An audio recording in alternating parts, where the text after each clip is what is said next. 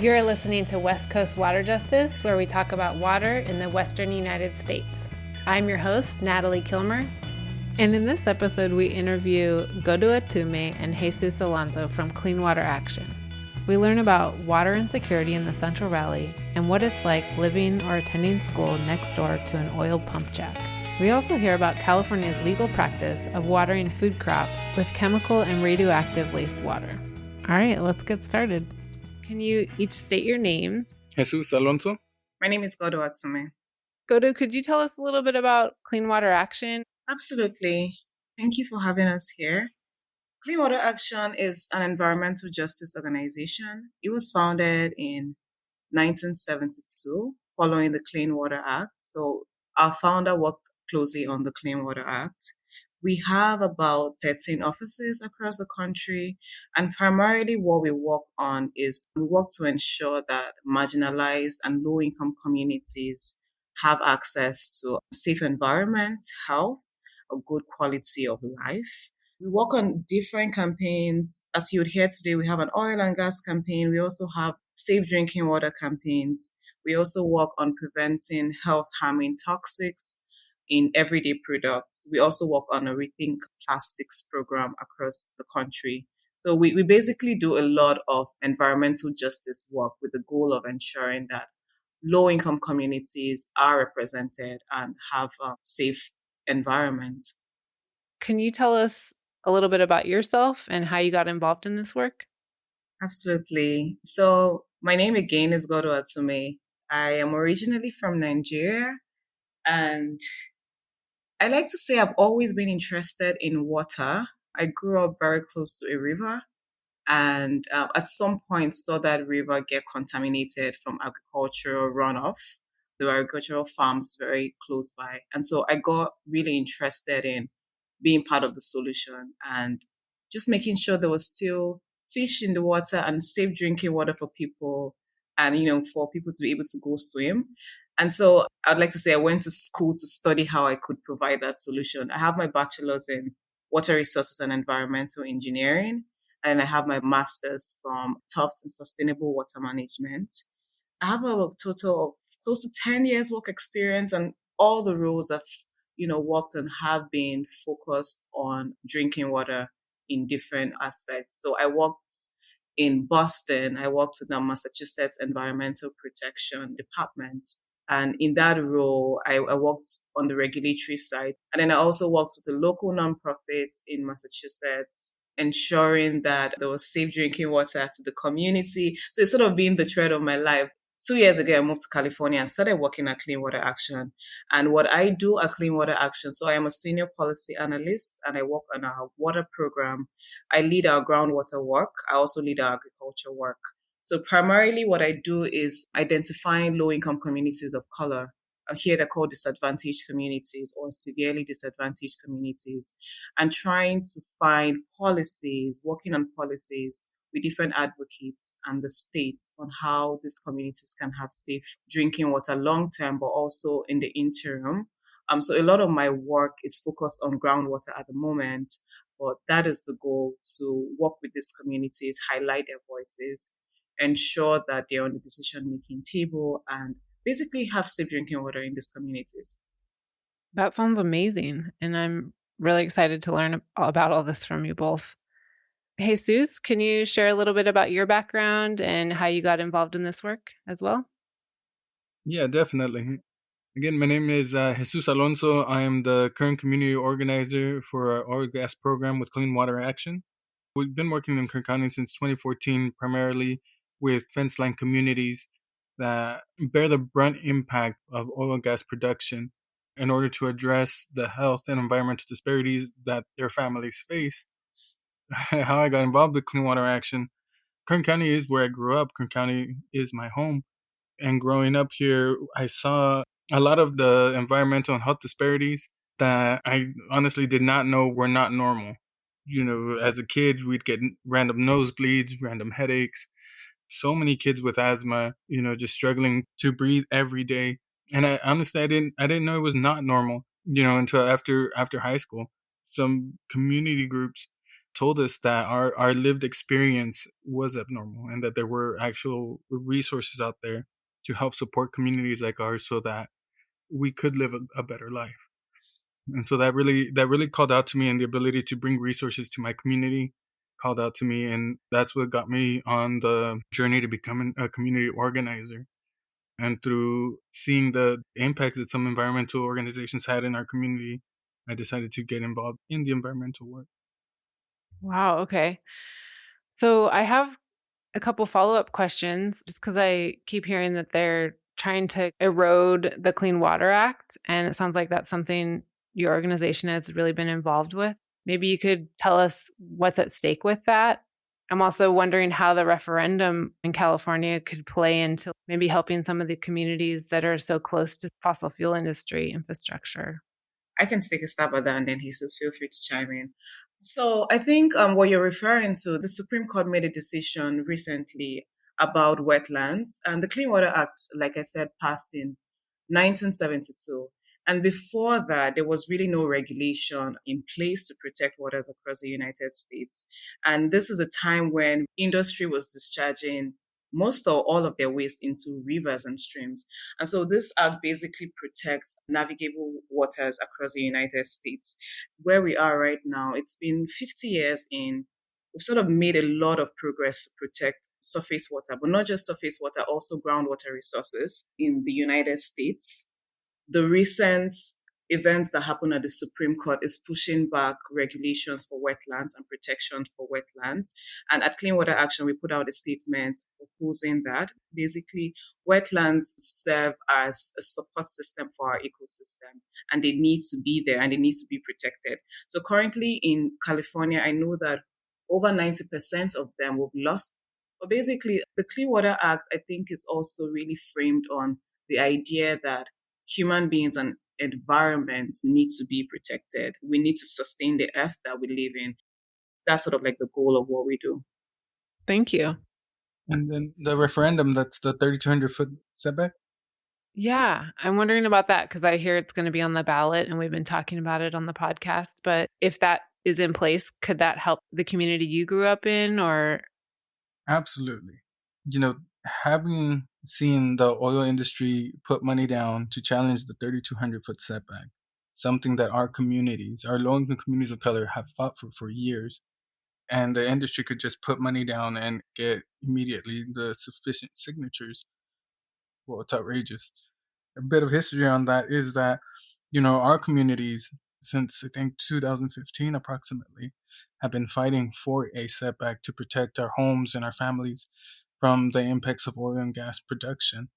Like I mentioned before, there's the nosebleeds, the headaches, asthma, but what we see a lot in our families also is a number of cardiovascular and pulmonary issues, including a high rate of cancer in our families. All this because of our proximity to oil and gas production. And so when we finally get a 3,200-foot setback, it absolutely would help because we know firsthand the impact it has on our families.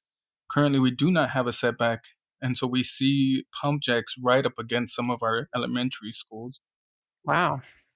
Yeah, we have a pumpjack wedged between a playground, an apartment building, and some houses from a neighborhood.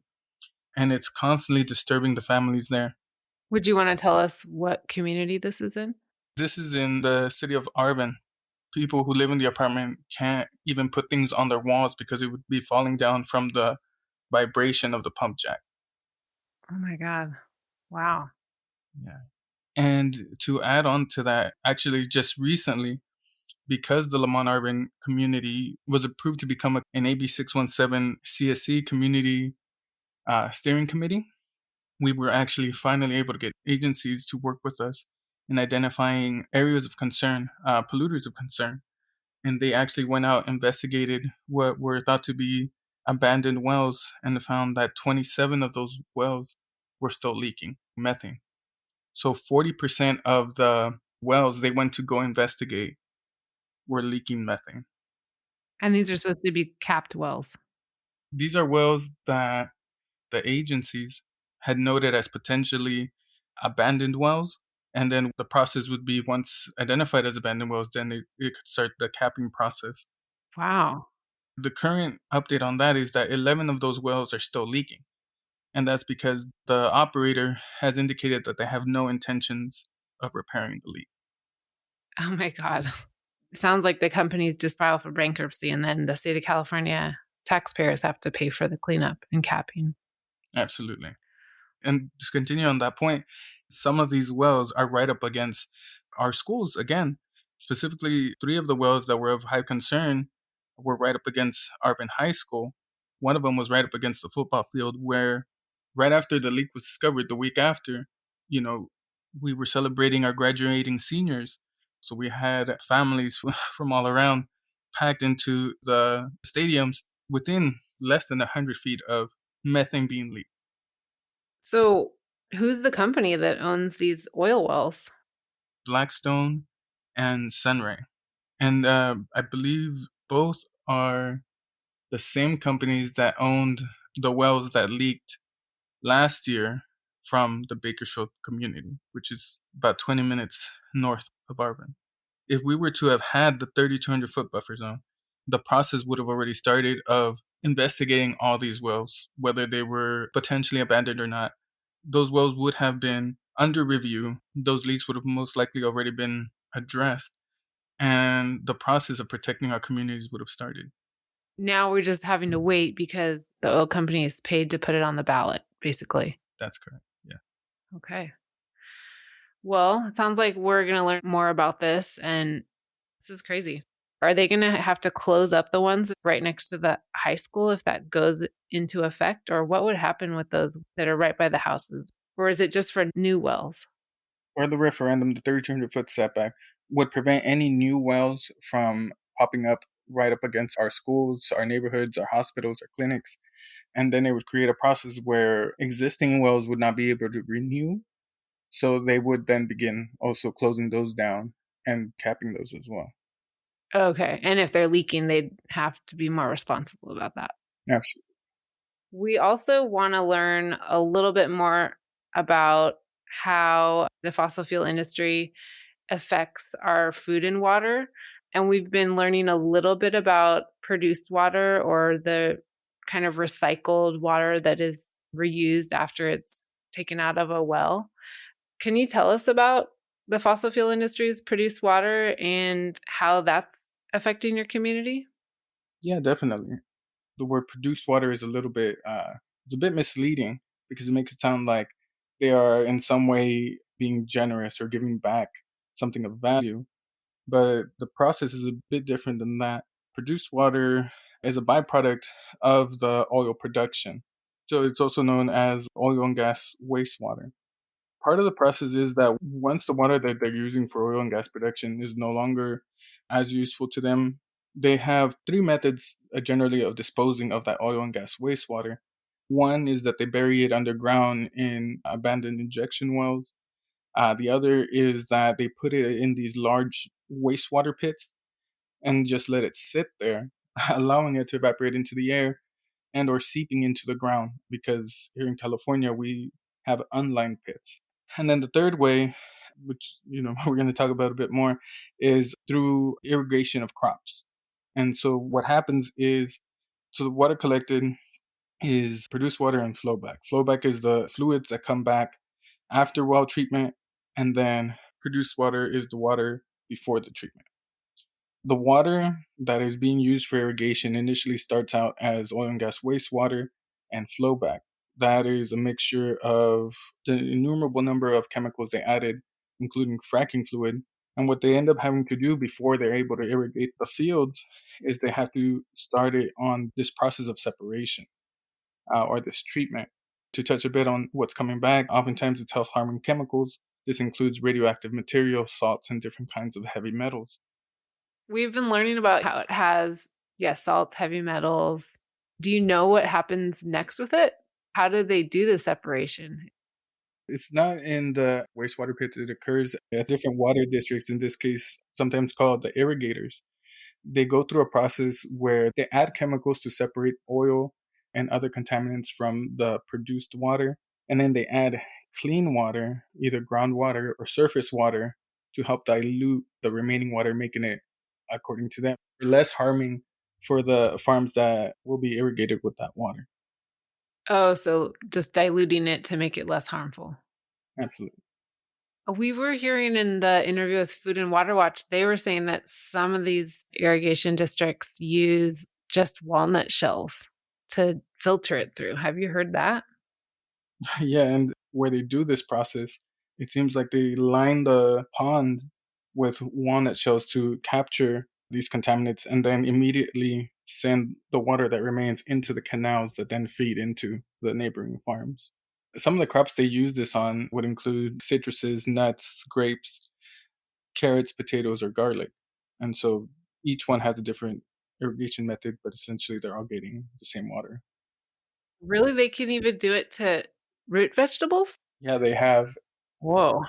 While the study that was conducted shows that it does absorb some of the metals or some of the organics, somehow they deemed that it was not in an alarming amount. And then who performed the study? It was in the white paper for, I'm trying to remember. Do you know who did the white paper? I think the white paper was by the State Water Board, so the Central Valley Regional Water Board. Huh. Okay. So do you all have community members that are working at these farms that are potentially being affected by this? So far, there are 5 water districts that distribute this wastewater for irrigation. The farm workers that work these farms are from all over California. And I'm not even sure that the farm workers know that the fields they're working on are irrigated with wastewater. But absolutely, our community members, which are primarily farm workers, work in these fields around us. So I don't doubt that several community members have been impacted by working in those fields. It sounds like there are folks that are working the fields, but they're not really aware of that. Yeah, for the farm workers who are working in the fields that are irrigated with produced water, not only are farm workers not aware of what they're being exposed to there, but the means that they're being exposed. We know that this wastewater often carries harmful hydrocarbons, and according to the white paper I mentioned, they're not seeing that in the plant, which means that it's accumulating in the soil.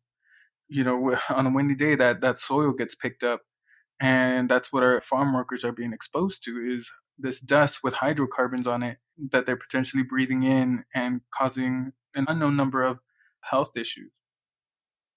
Can you tell us a little bit about what hydrocarbons are? Hydrocarbon are these chemicals that are often found in oil and gas production.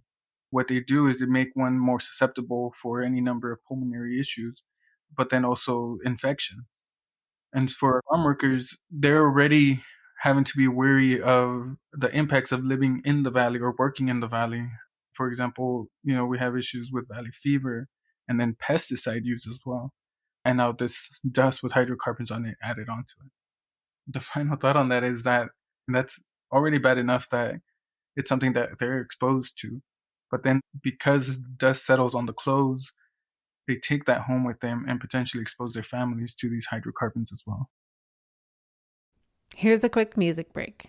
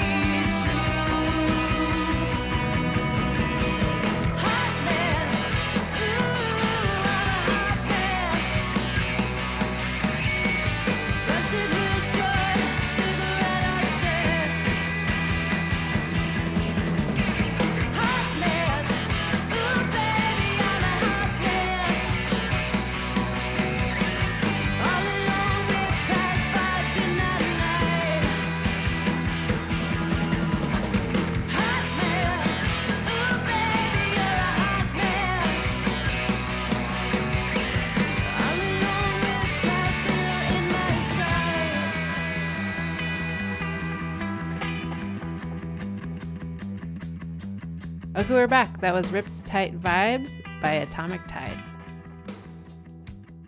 Just to reiterate what you're saying is the study you were talking about earlier on the white paper that the State Water Board created is saying that the hydrocarbons aren't really coming up in the food, but they're accumulating in the soil, and then those are affecting the farm workers because they breathe them in when it gets really dry, and then they bring them home.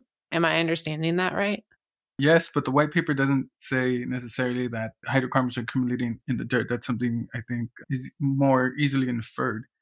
In the white paper, it states that they should do some sort of soil sample, soil study to see how it impacts, the farm workers, but they have not. And even acknowledging that there could be accumulating contaminants in the soil, they are still allowing these water districts to distribute or irrigate their crop with that water. You said 5 districts. Can you tell us the different 5 districts and where they're located? Yeah, absolutely. Primarily, they're, if not all, in the Kern County.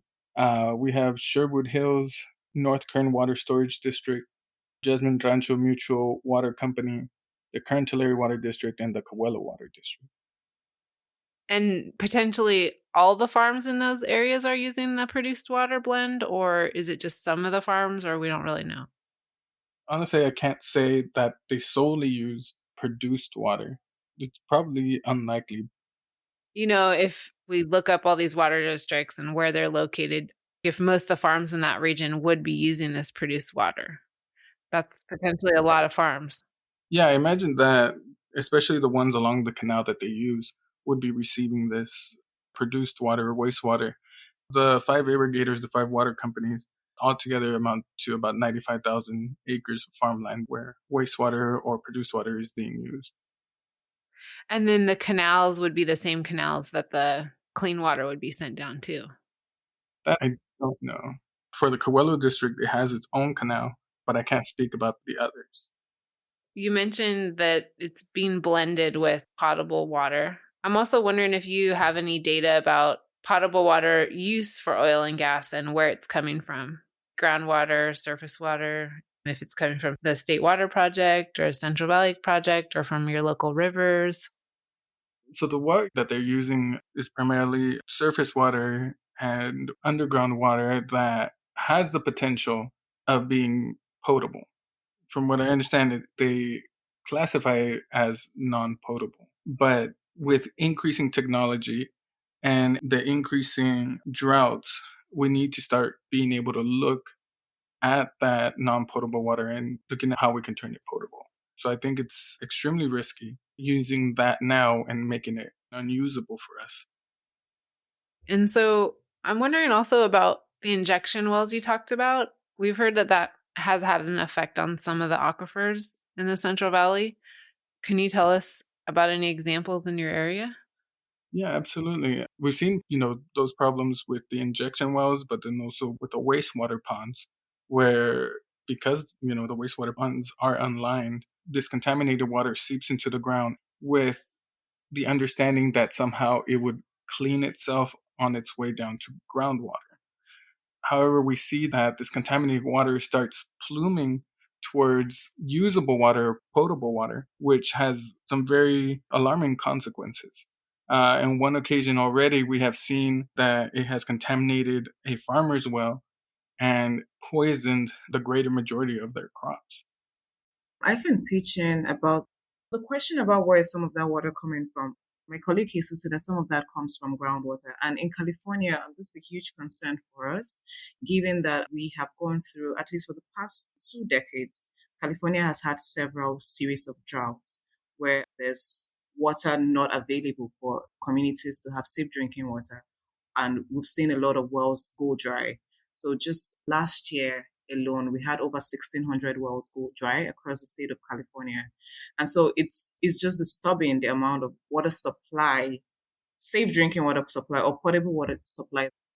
California in 2014 passed the Sustainable Groundwater Management Act, and it was really as a direct response to the use of groundwater across California. So particularly in the San Joaquin Valley region of California, it was categorized as critically overdrafted, where there was significant use of groundwater supply for different industries, but oil and gas also plays a part in that, to the extent that there's been subsidence, there's been communities going without safe drinking water due to this groundwater use. So there's a question there about the amount of water being used by the oil and gas industry at the expense of communities having drinking water in their homes. Yeah. Do you have any data on how much water the oil and gas industry is using in the Central Valley? The specific numbers, not necessarily. What we do know is that for every barrel of oil, they're using about 15 barrels of water. Wow. And is that for the whole process, for the refining of the oil too, or is that just for the extraction? I believe it's for the extraction. And probably more oil if it's tar sands or anything like that. Mm-hmm. Okay, so there's wells going dry. And then I want to just circle back and check in about, because we've been talking about agriculture and oil. And I'm wondering if growers have any responsibility to inform the public or their employees any chemicals they're using on site, or if they're using the produced water, or also to consumers. They do have to inform farm workers when they're using certain pesticides, but they, to my knowledge, I don't believe they share that they're using produced water. Is there any way to know if we'd be eating food that might be contaminated with produced water? You would have to track down where the fruit you're eating, vegetables you're eating are coming from and see if they fall within the water districts that are using produced water. Okay. Can you repeat those 5 districts for us again? There's the Coelho Water District, the Kern County Water District, Jasmine Ranchos Mutual Water Company, North Kern Water Storage District, and Sherwood Hills LLC. And it's Jasmine Ranchos? Yeah, I see it also as Jasmine Water Company. Is there somewhere we could find this list online? Well, the one that I'm familiar with is the white paper. And can we find that online? Yes. Okay. And do you have any information on what chemicals are being used in the extraction process that might show up in any of these aquifers or in agriculture? The only chemicals we know to test for, in the produced water is what the oil industry allows us to know. Because certain chemicals that they use, they are considered company trade secrets and are not required to share that information. So what they do share about that is to trust them that those chemicals are not in the water that is being used for irrigation. But we really have no way of knowing. Just to tie it all together, I'm wondering if you can remind us, because we've talked about it a little bit in other episodes, like when we did interview the State Water Board, they were saying that a lot of communities are just one day away from not having clean water. And I don't know if you can quantify that in the Central Valley, just to put it into perspective, the risk that the fossil fuel industry is taking with our water. Over 1 million people in California don't have safe drinking water. It's important to note that these communities, they're predominantly low-income communities of color. According to the Department of Water Resources, they have a median household income of less than $47,000 a year. So these are low-income communities of color that already face a variety of issues. There's, having water that is unsafe for drinking, or having water rates that are too high to pay. And then most of them are also farm worker communities that have faced a lot of institutional injustices. And we've talked a lot about the oil and gas industry. So the oil and gas is a big one, but also the agriculture industry in most of these communities. The agriculture industry has dewatered a lot of wells, right, in the Central Valley region of California, because their wells go lower into the aquifer system and they're able to take up more water for their crops. Very similar to oil and gas wells, we are bigger wells that are able to go in and take more water supply. And then communities that depend on shallow wells do not have access to that safe drinking water supply. So these communities, they face different variety of issues, those that depend on domestic wells, those that depend on public water supplies. So I know that for the past 3 years, the State Water Board has released something called a needs assessment where they basically evaluate the state and understand the needs of, different stakeholders. And what they found was across the state for this year, I think over 340 wells, public water systems are failing within the states. And then most of them, over 400, are potentially at risk, be it from, water quality issues like we're discussing or their wells going dry.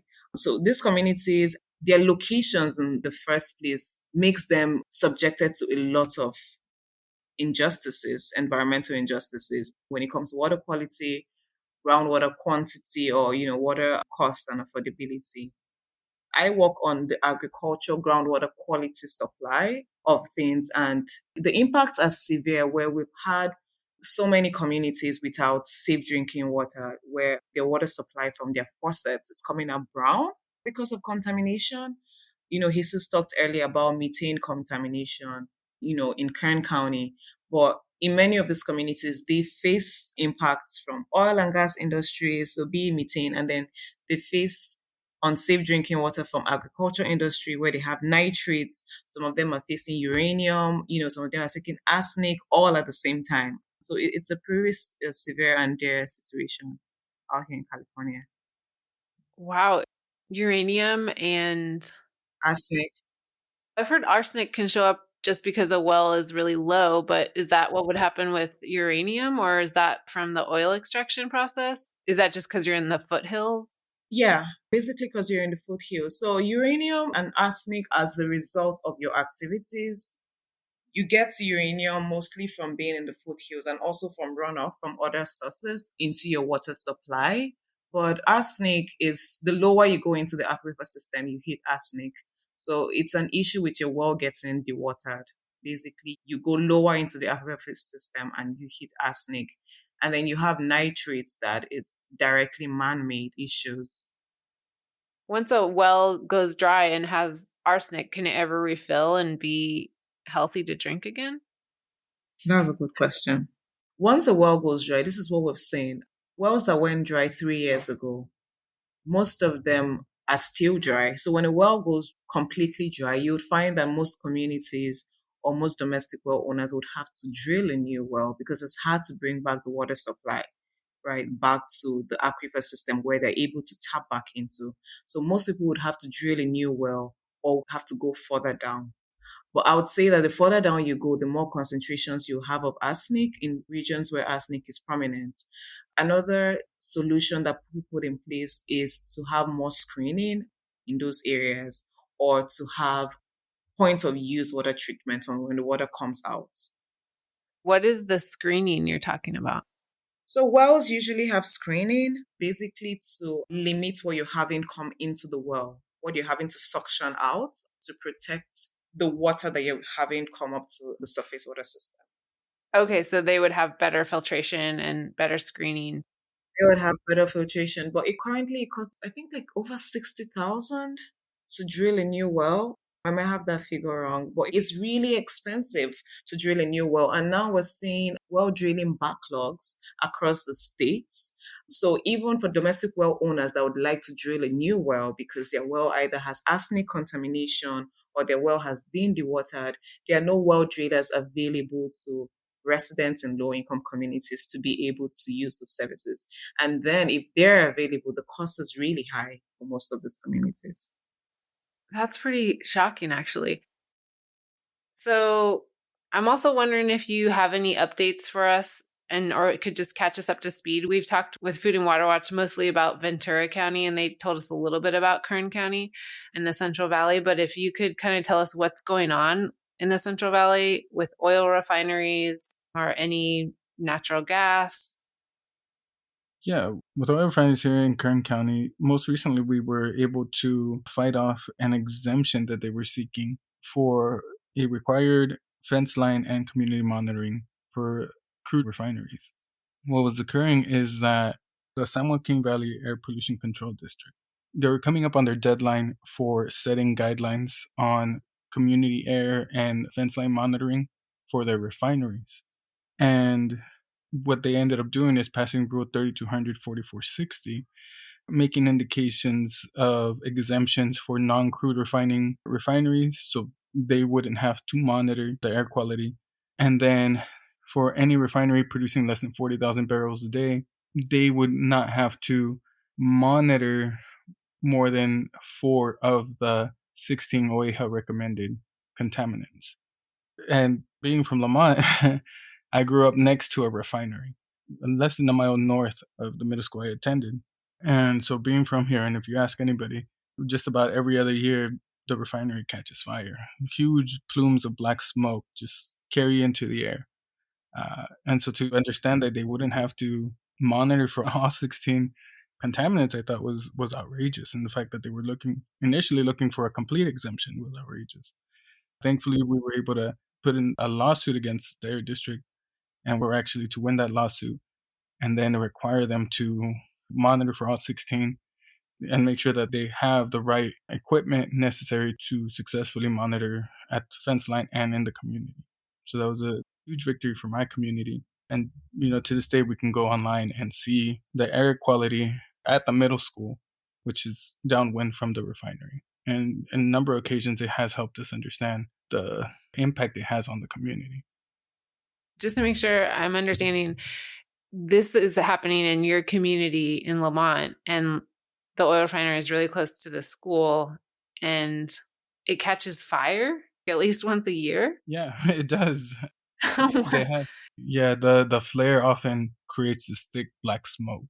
But now, knowing the impacts that has on the community and knowing that it's not normal and that it's actually a violation, myself and several other community members have come together to keep an eye on that refinery. And on the website where we get real-time data, we report anytime we see thick black smoke or, something that's out of the ordinary, because it's not normal. It's not supposed to happen. And since we started reporting, we have seen it reduce in frequency. Hopefully, it'll stop. The reason they wanted to have this exemption is just because they don't want to have to pay to monitor it and they don't care about the local community. Is that accurate, or is there another reason I don't understand? No, absolutely. Absolutely. I would say it's for those reasons. They have stated that they are a small company, and so that they really don't produce, according to them, they don't produce enough money to cover the cost of these monitors, and that they don't produce enough to have a significant impact on air quality. But our community would definitely beg to differ. Yeah. Who owns the oil refinery? The refinery is owned by Kern Oil Refining Company. Do you know how much they earn annually? Not off the top of my head. It'd be interesting what they're saying isn't enough money. Mm-hmm. What is a small producer, because that refinery to me is huge. Growing up, it's been huge. And even now, it's a big refinery. Is there a definition of small versus large refinery? I think in this occasion, they were saying since they are a small producer that produces less than 40,000 barrels, they should be exempt. Okay, so a large would be over 40,000. Mm-hmm. Okay, well, thanks for giving us that example. That puts it into perspective. Kind of circling back, I'm wondering about the Central Valley communities that don't have the safe drinking water. I think you already touched on it before, Ngodoo, but if you want to put anything else into perspective about that for listeners. Yeah, I can share on that a little bit more. So it was community organizing to pass the human right to water. It passed over a decade ago, and Clean Water Action was part of the environmental organizations that worked to pass it. Basically, our organizations came together, several of us, to address this long-standing issue of communities not have safe drinking water. I want to say the pace has been slow since the human right to water passed. The goal is ensuring that every Californian has the right to safe drinking water. But, like my colleague Jesus have shared, we've seen that most of these issues are still there, have been there for decades. Okay, and then do you all just go out and go to people's homes and ask them about their water? How do you get people involved in this project? That's a good question. So there's commonly this misconception that low-income communities do not know about their issues. And so the goal of what we do with community organizing is to uplift their voices, because community residents are the experts of their issues. They know when the water from their faucets is contaminated. They know when their well goes dry. And so with our water quality program, one of which is the Irrigated Lands Regulatory Program, and then also work on the CV Salts Program. Those programs have a statutory requirement to do outreach and engagement. So basically, we advocate for door to door outreach, going to each community, meeting residents, be it at schools, at farmers markets, at different places where residents are, and getting input on them on their water quality conditions. And then, eventually testing their wells to know what the issue is with their well. So these programs go door to door, and some of them reach out to community members through mailers and postcards to get information on their water quality concerns. Thanks for going into that. You were saying that the water rates are really high. So do you have any examples of some of these exorbitant water rates? Sure. Jesus, do you have examples of water rates in your community? I mean, we work a lot in the low-income communities. Residents have spoken of it ranging anywhere between 80 to 120 for water. And in many of those communities, they can't use the water. That's not water they're drinking. That's water they barely use to bathe with. Oh, they're having to pay for the water that is brown? Mm-hmm. Yes. Oh my God. So I've heard in some communities that their water rates can be up to 10% of what the household median income is. And on top of that, most of them still have to depend on bottled water or hauled water or go to nearby water kiosks because they can't drink the water that comes out of their faucets. Also, their kids can shower with that water, or otherwise they would have rashes and, get sick from that water supply. Wow. So these are folks that aren't on a well, but are on some type of municipal system? So sometimes, in some cases, you have them on small public water systems, which are usually less than 3,300 wells. And then some of them are dependent on domestic wells. So in some of the communities that we've visited, we've seen domestic wells where they're entirely surrounded by farms. And so you can imagine the water supply that goes into that well. It's heavy with fertilizers and nitrates, directly goes into their drinking water supply. So most of them can't drink that water supply. And then for those that have to pay through public water systems, like small water systems, some of those water systems are also contaminated. So they still can't drink the water they are paying for. So could they just turn off the water? I guess then you'd have no water to shower or anything. Yeah, then you have no water to shower, but most of them still depend on it because they're able to use it for some other household domestic uses. But, for drinking water supply, they would still outsource that. So you have families paying both sides. They're paying for bottled water to be delivered to them or for hauled water.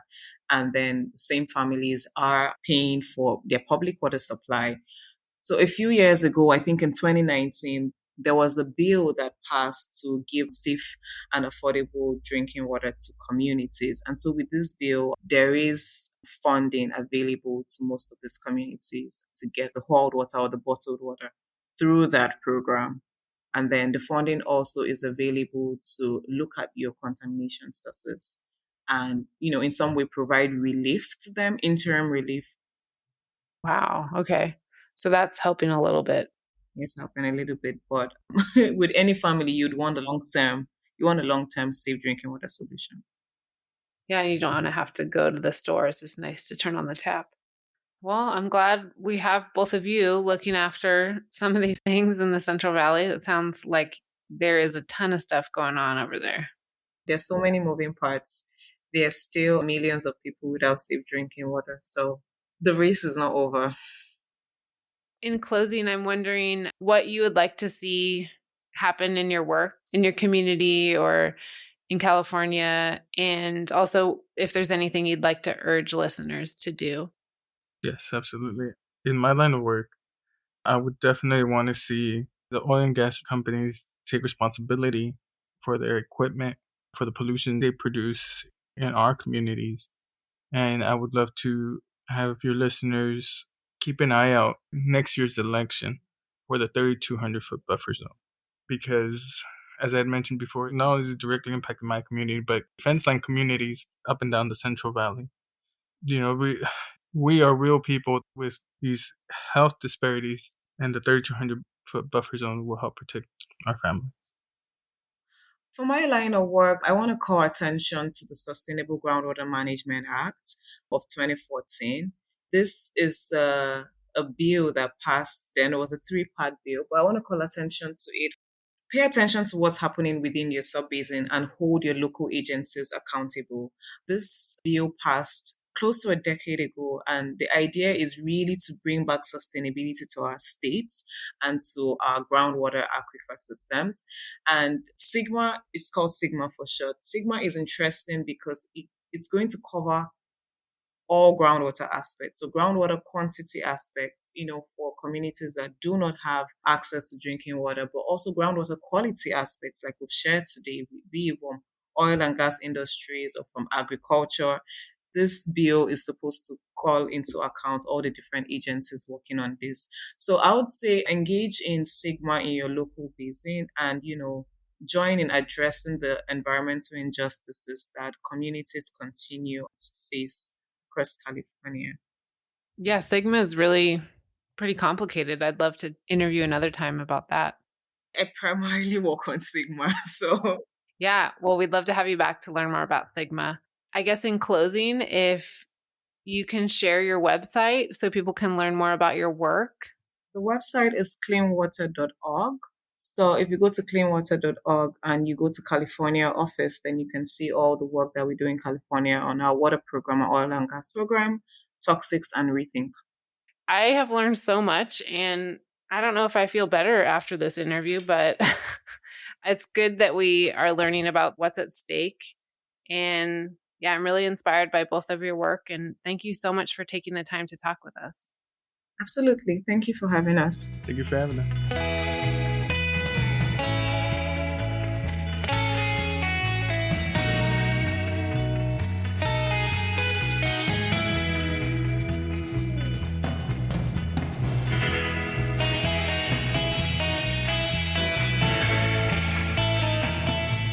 That was Jesus Alonso and Ngodoo Atume from Clean Water Action.